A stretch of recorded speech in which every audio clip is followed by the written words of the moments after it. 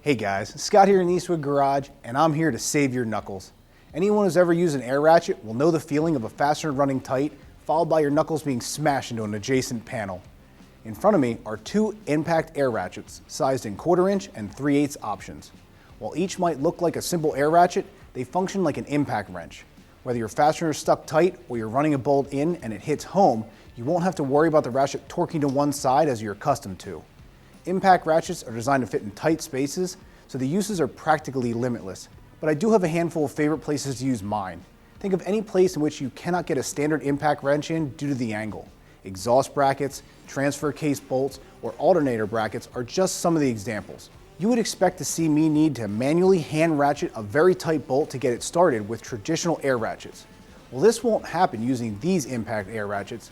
A quick trigger pull sees a very little movement in the body of the ratchet since all the force is exerted on the stuck bolt. Each unit features a lightweight aluminum housing to reduce user fatigue after extended periods of time. Housed inside is a 4-vane ball bearing motor and efficient twin hammer drive with variable speed trigger.